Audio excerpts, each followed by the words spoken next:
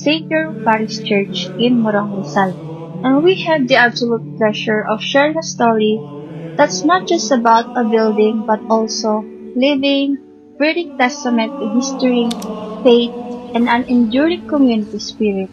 We are talking about the magnificent St. Jerome Parish Church in Morong, Rizal, a national cultural treasure officially designated in 2025 by the National Commission for Culture and the Arts. But before it even held that prestigious title, St. Jerome was already a legend. Founded all the way back in 1615, 4 centuries of stories into its very foundations, what truly sets it apart though is its unique Chinese Baroque architecture. An octagonal belfry, a masterpiece crafted by the skilled local artisans, and the facade, it has profoundly stood for over 175 years. Isn't just about architecture.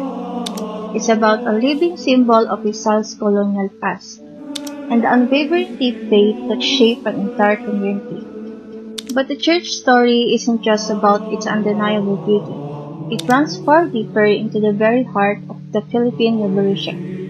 During the late 19th century, St. Jerome became an unlikely fortress. Spanish forces sought refuge within these very walls, until, on a pivotal day, August 19, 1898, the Katipuneros captured them right here. Imagine the drama, courage, the sheer weight of history that played out in this very sacred place. Spanish colonial influence. The Spanish influence is the foundation of the church. The layout follows the typical rectangular plan with a central nave leading to the altar. This design emphasizes hierarchy, guiding people's attention toward the altar, which is the most sacred space. Also, the use of massive walls and symmetrical design reflects Spanish Baroque architecture, which was intended to show power and stability. Chinese influence. This is where the church become unique. Chinese craftsmen contribute to the decorative elements, especially on the facade. You can observe ornamental carvings, curved lines, and artistic detailing that are not typically in the Spanish churches. This influence shows the architecture is not always controlled by one culture. It can be shaped by skills and identity of the workers involved. Climate influence. The Philippines has a hot and humid climate, so the structure had to adapt.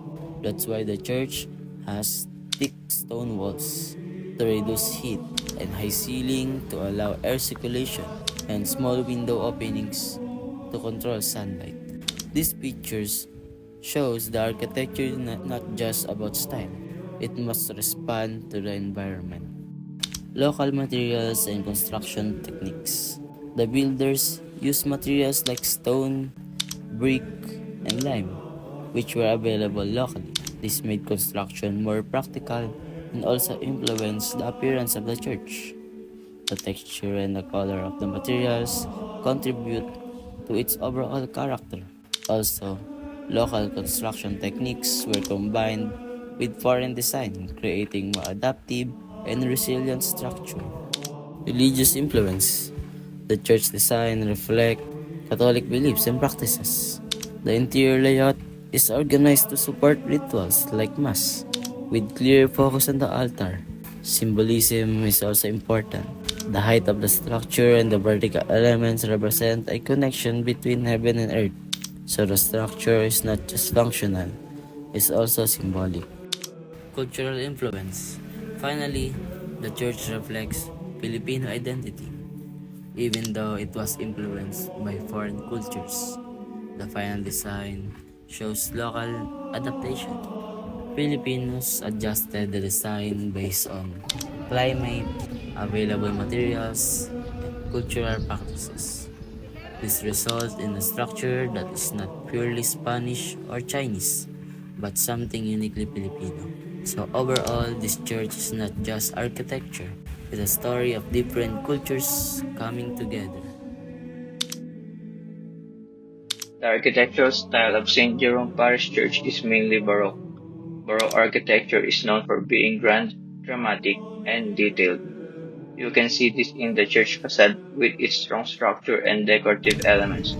However, unlike typical Baroque churches in Europe, this one includes Chinese design features, making it different and more unique.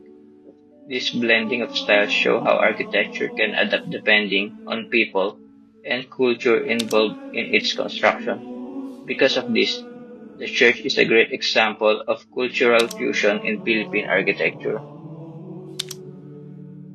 Structural system of the church. The post and lintel system. This uses vertical posts and horizontal beams to support the structure. The arc and bolt system. This is very important because it helps distribute the weight of the roof and walls, making the structure stronger.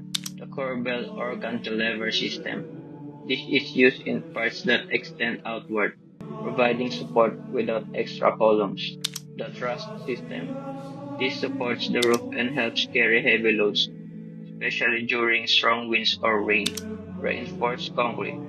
This is used in some restored parts of the church to make it more durable and resistant to earthquakes. All these systems work together to ensure that the church remains stable and strong over time. So after gathering all this information, we realize that St. Jerome is more than just an old building. It is a living piece of Philippine history and identity.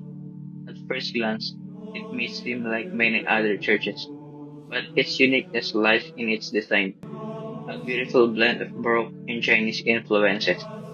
It is fascinating to see how these different cultures were integrated during the Spanish period while maintaining a distinctly Filipino style through the use of local materials and the dedicated effort of the community.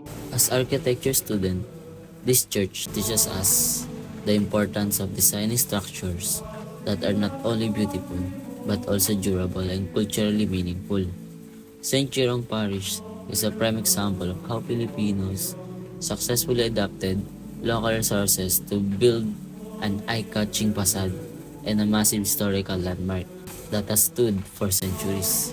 It serves as a vital illustration of architectural resilience and the indigenous support of the community in creating a lasting legacy. Looking forward, modern architects can find inspiration here by reflecting on its history. If we were to reinterpret this today, we would preserve its historical presence but simplify the design with modern materials for stability. We might also widen the space, as the current narrow aisles can feel somewhat cramped. Ultimately, our goal as students is to use this inspiration to ensure future Philippine churches are not just stunning, but sacred spaces that continue to bring the community together.